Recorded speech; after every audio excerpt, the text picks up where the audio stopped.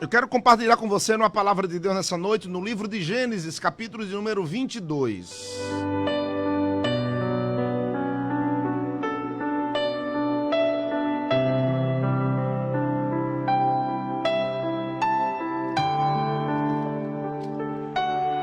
Versículo de número 1, eu queria que você tivesse a Bíblia na mão aí, pudesse meditar conosco. Veja só que palavra de Deus. Eu quero falar sobre a fé viva. Isso vai tanto te animar, tanto se você está atemorizado com essas coisas. Eu vou falar sobre a fé viva. Como deve eu e você estar diante de Deus na nossa fé. Então, eu queria ler 2 textos com você. Eu quero ler um em Gênesis. E se você tiver a Bíblia, vá lá em 1 de Pedro, no capítulo de número 1, 2 Pedro, capítulo 1, versículo 1. Então vamos ler esses 2 versículos nessa noite e vamos meditar na palavra de Deus, o que Deus ele tem reservado para a nossa vida. 2 de Pedro, segunda epístola, já no finalzinho lá, capítulo 1, e o versículo de número 1.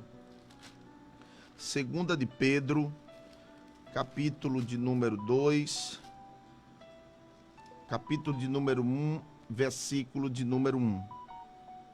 Aleluia. Bendito seja o nome do Senhor. Gênesis, capítulo de número 22.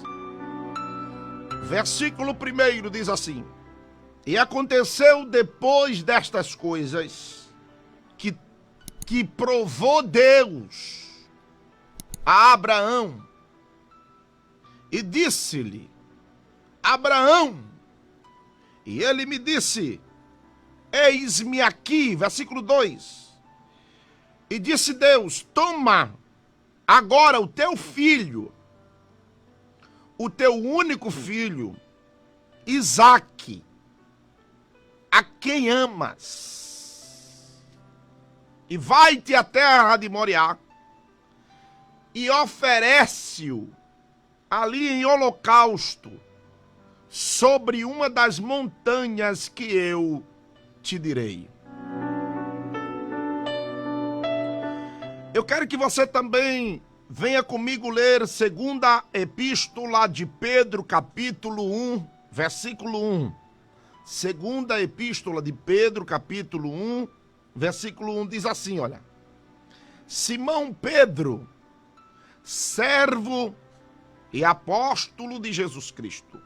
Aí vem o texto: aos que conosco alcançaram a fé igualmente preciosa, pela justiça de nosso Deus e Salvador Jesus Cristo.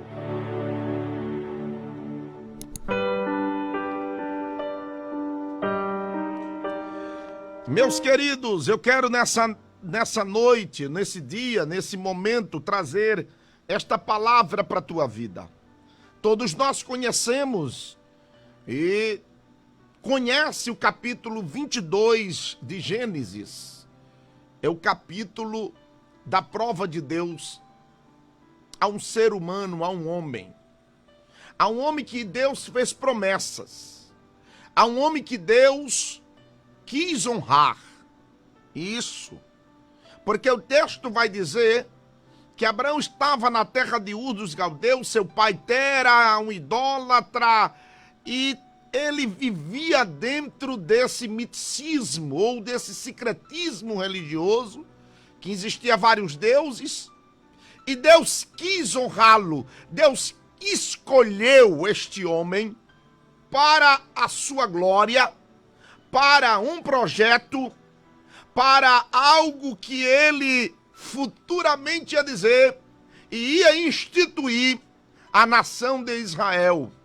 De Abraão viria a maior nação, isso, a maior nação não em tamanho, mas em crer que de Israel veria o Salvador. Observe comigo aqui uma coisa. Eu quero nessa noite pregar aqui, nesses minutos, falar sobre a fé viva.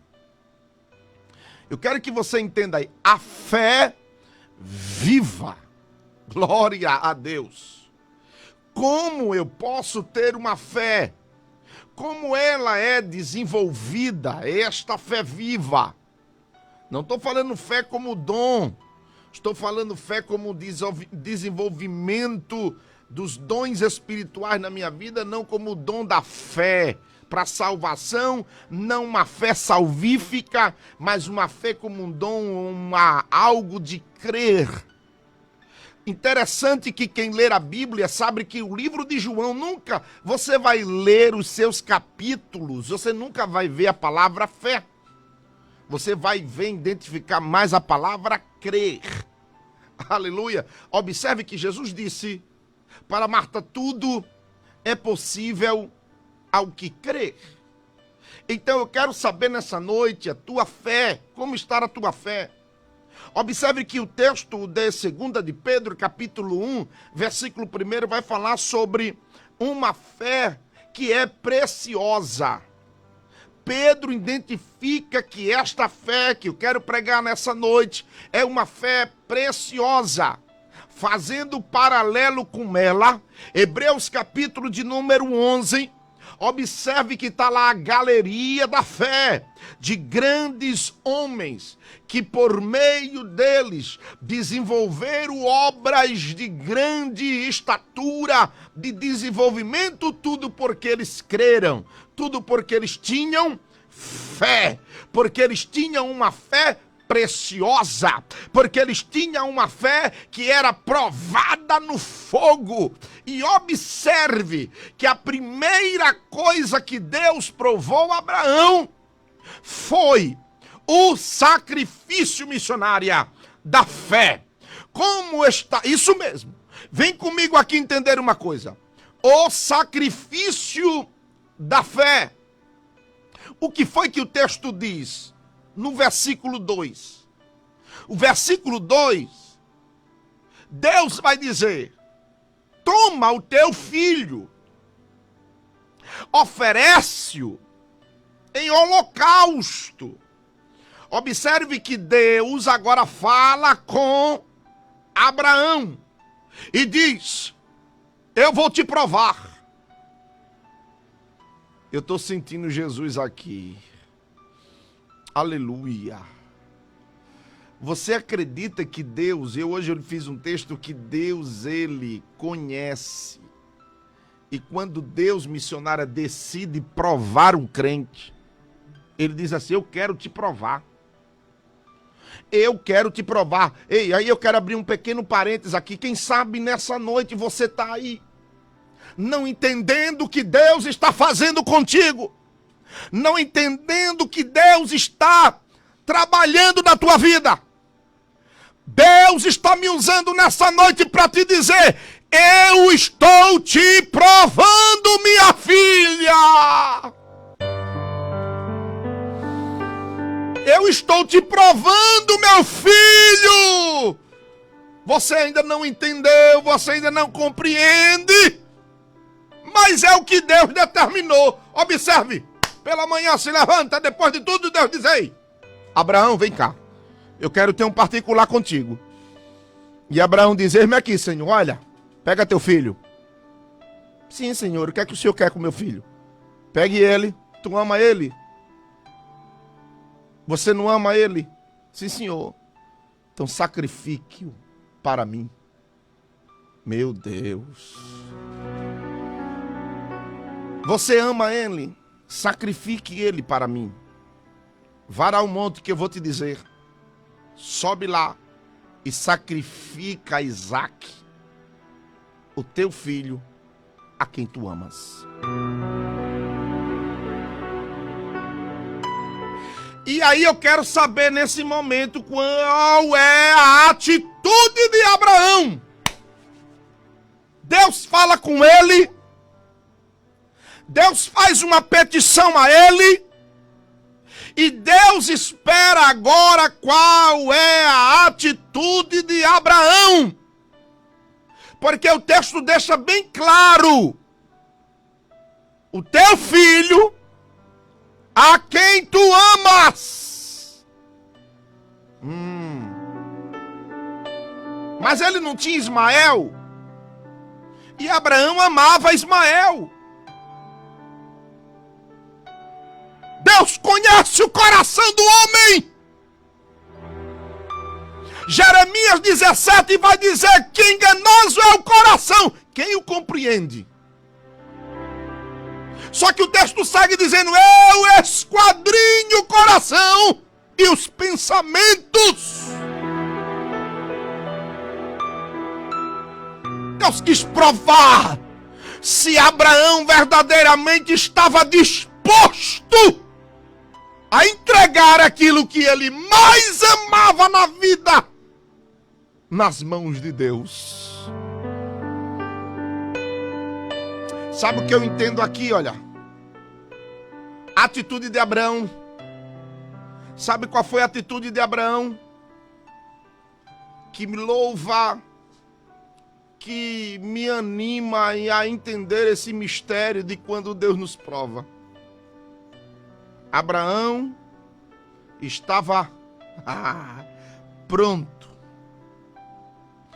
para colocar tudo que possuía sobre o altar.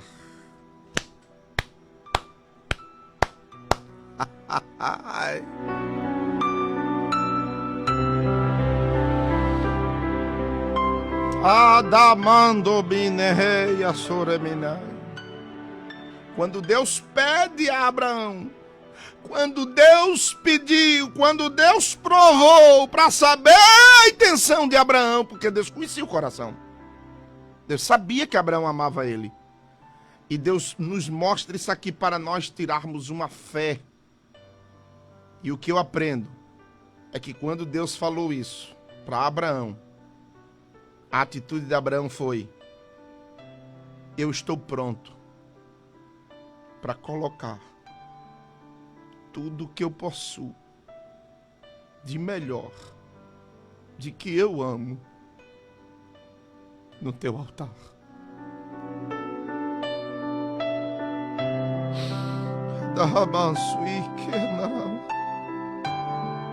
E nós, irmãos, e nós? Vamos refletir um pouco, irmãos. Vamos meditar na palavra. Será que eu e você estamos prontos para isso?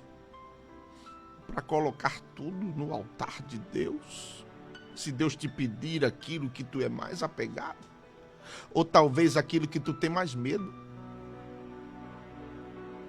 Eu estou vindo aqui, Deus está me iluminando aqui, o Espírito Santo. E eu vou falar. Sim. Sabe qual é o teu maior temor? Ficar pobre. Eu estou falando para a pessoa que tem condição aqui, que está me vendo. Pessoas que têm condição financeira. Que começa a ficar mesquinho. Não compra comida que deve ser comprada. Fica querendo economizar aqui. Gasta com coisa que não se deve. Fica economizando uma coisa e tem o maior medo de ficar pobre. Cuidado, Deus pode te provar naquilo que tu tem mais temor, naquilo que tu mais teme ou mais é apegado, no teu dinheiro, na posição que tu tem, talvez no teu comércio próspero, tu tem medo de perder. Tu estás pronto para colocar toda a tua riqueza no altar de Deus. Tu estás pronto para colocar aquilo que tu é mais apegado, que tu tem mais temor, no altar de Deus. Deus está falando conosco. Paulo, tu estás pronto para colocar tudo no meu altar?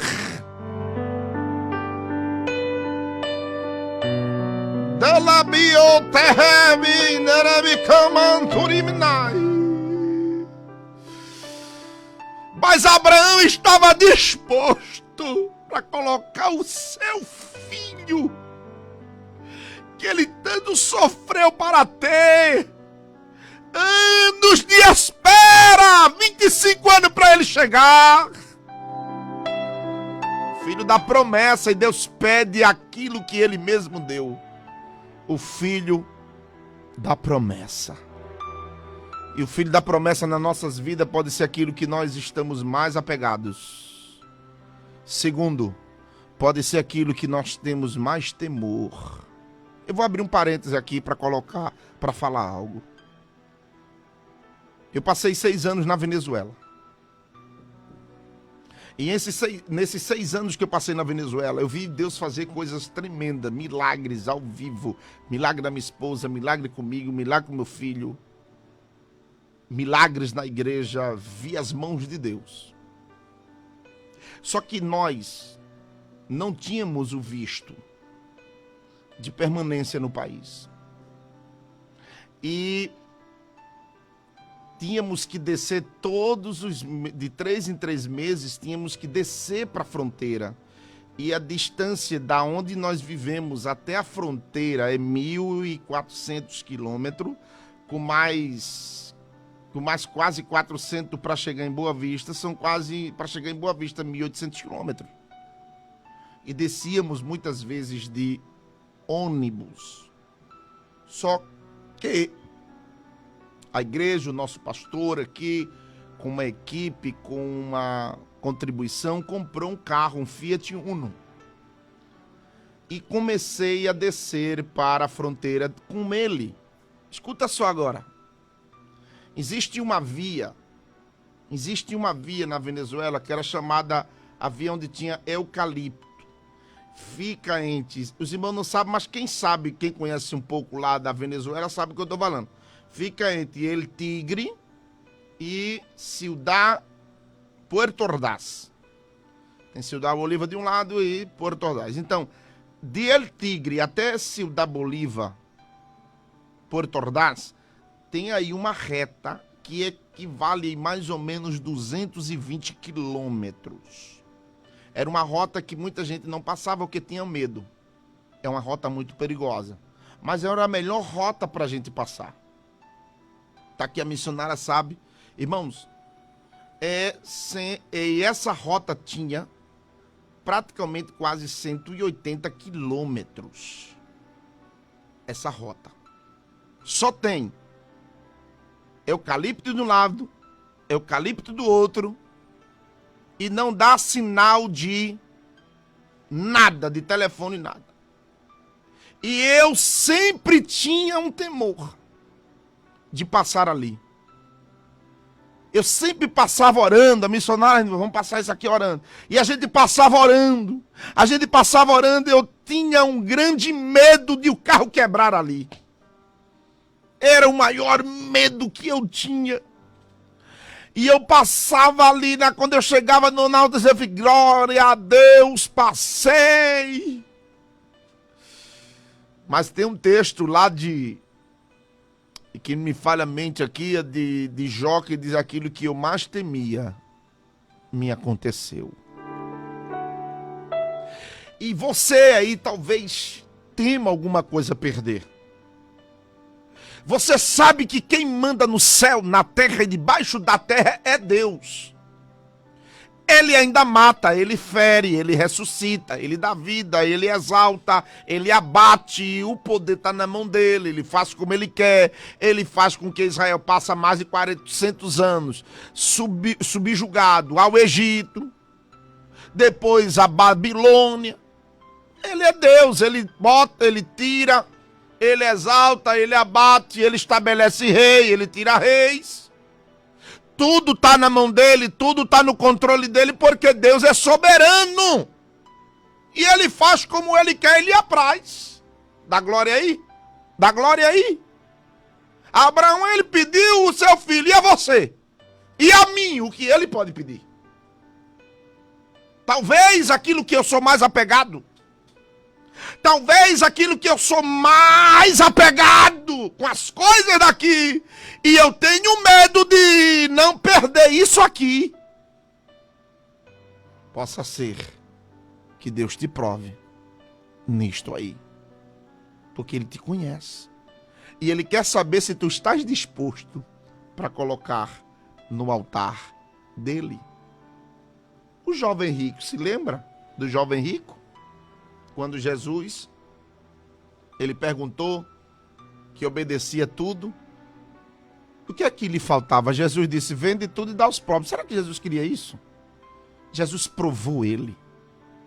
Mas ele era tão apegado às coisas materiais, à sua riqueza, que disse, não, Jesus, tá bom, siga só que eu sigo meu rumo aqui. Que adianta o homem ganhar o mundo inteiro e perder a sua alma?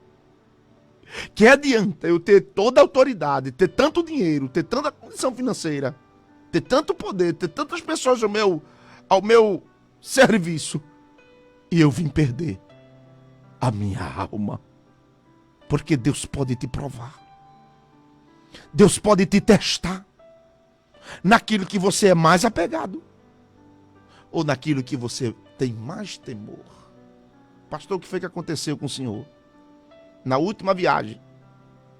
Era a minha última viagem, irmãos. Eu me lembro como hoje.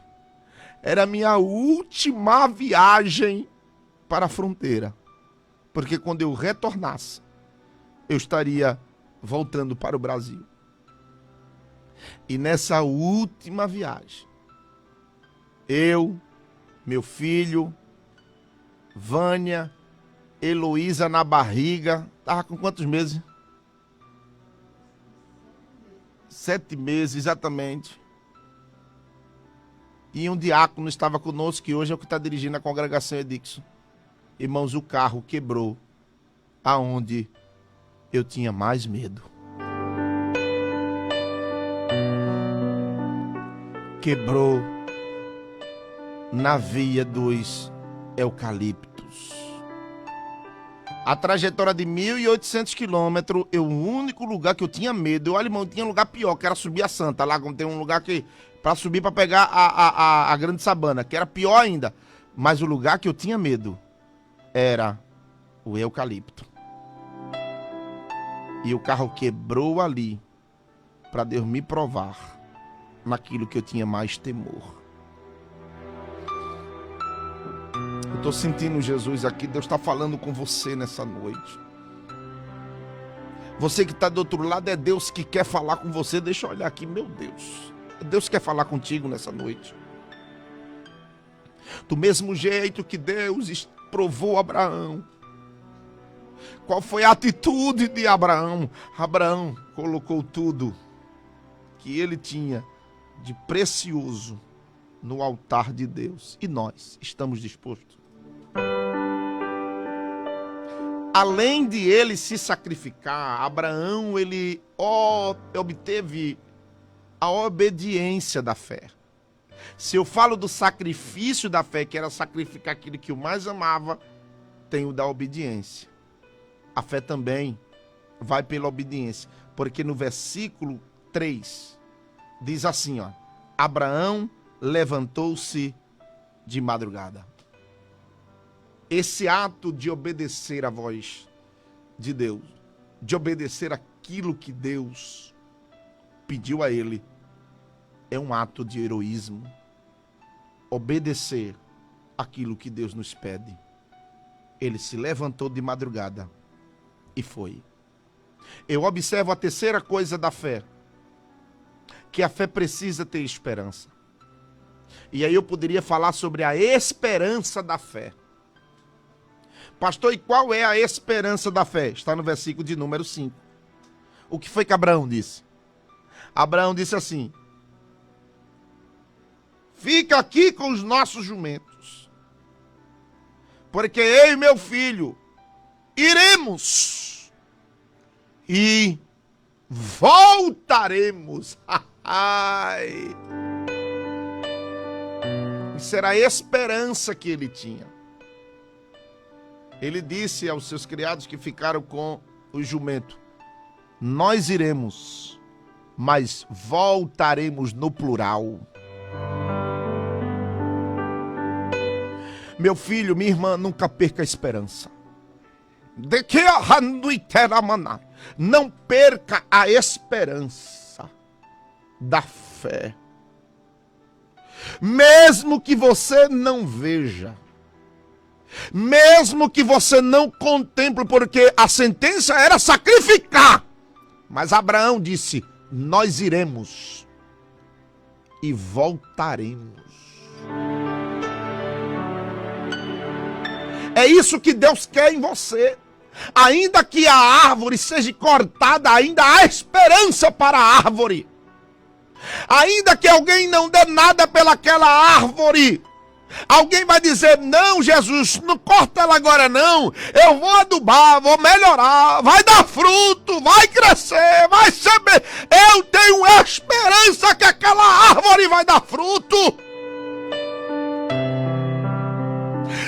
Mesmo, agora vai para você, mesmo que alguém vai chegar para você e dizer: aquele teu marido é bebarrão, é ébrio, é um papudinho, não tem solução para ele, eita, deixa ele, abandona ele, não adianta, esse homem é um atrapalho na tua vida. Mas se você tem esperança, você vai dizer: eu estou vendo ele um pregador, eu estou vendo ele um homem de Deus, eu estou vendo ele um homem de Deus. Isso é esperança. Se alguém critica o teu filho, se alguém critica quem seja, a obra que Deus colocou na tua mão, dizendo: aí não sai, aí não cresce, aí botaram um boi aí, uma cabeça de boi, e quem vai aí não dá certo, aquilo outro, mas vai dar certo. Eu tenho esperança, aqui vai melhorar, o negócio vai dar, o meu filho vai sair das drogas. É esperança da fé. Eu vou, mas eu vou voltar com meu filho.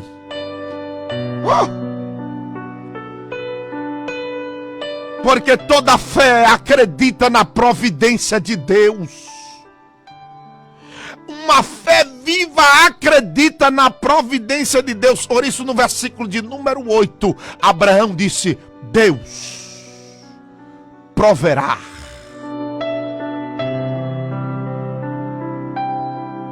O cordeiro para o holocausto.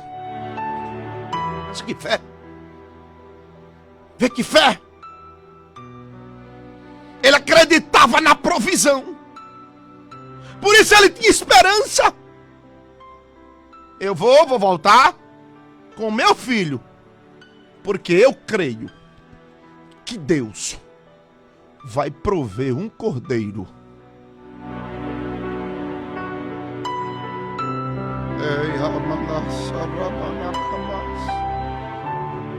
Porque uma das coisas que a fé nos leva é a perseverança. A perseverança da fé. Versículo 9 vai dizer que a fé que na hora da provação falha,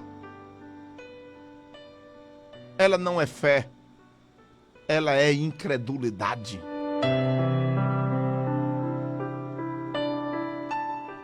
Deus vai prover. Deus vai prover. Deus vai prover. Deus vai prover. Deus vai prover. Segundo geografia bíblica das terras de Israel, e principalmente o monte que estava ali, More, era praticamente impossível, porque não se subia muitos cordeiros. Não sobe tantos penhascos alto. E segundo a geografia da terra de Moriá, ali era um lugar que era quase intransponível animais subirem para lá. Observe que os jumentos ficaram, principalmente um cordeiro. E segundo alguns comentaristas, vai dizer que era quase impossível ter cordeiro subir para ali. Porque não era costume de nenhum pastor levar cordeiro para ali, porque não tinha alimento, só pedra e montanhas. E tá lá Abraão subindo: eu vou voltar, Deus vai prover. Eu terminei, fechei a Bíblia, irmão. Deus vai prover. Deus vai prover. Eu não sei o que, mas eu tô crendo que Ele vai prover. Eita, amantoria ameaçou, mas Ele vai prover. Ele vai prover. Era confiança, Era obediente, estou obedecendo, eu estou crendo. Ele vai prover, não sei como, mas ele vai prover. Servo de Deus, serva, não te desanimes. Mesmo que vozes contrárias possam surgir e dizer que você não vai conseguir, não vai não, mas ele vai prover. Eita, eu não sei de onde vai vir. De lugares que não tem condição de sair nada. Deus ainda faz com que surja cordeiro. Quando Abraão pega o cutelo para imolar. Mas Abraão no coração, a Bíblia não diz, é eu que estou fazendo a conjectura aqui. Eu acredito que Abraão está dizendo, tu vai prover, Senhor, não sei o que. É agora. Chegou a hora, quando ele parte, a voz brada, Abraão, tenho visto que tu colocasse o teu melhor no altar. O teu filho. Eu vi a tua obediência que tu disseste. Está levando. Eu vi a tua fé quando tu disseste, voltaremos. Eu vi quando tu respondesse ao teu filho, quando ele perguntou, aqui está o martelo, o cutelo, a lenha, onde está o cordeiro? E o Senhor, e você, Abraão, disse ao seu filho, Deus proverá para si um cordeiro. E agora, vira de lado. Pegou aí a palavra? Pegou aí a palavra? Pegou aí a palavra? Aleluia! Pegou aí, missionária? Pegou a palavra aí? Vira de lado aí. Ei, você que está em casa. Você crê? Está chegando a providência de Deus. Vira, Abraão! E Abraão, quando virou, estava lá o cabrito, um cordeiro, para o holocausto. Cante nessa noite. Exalte nessa noite. E diga, Deus proverá.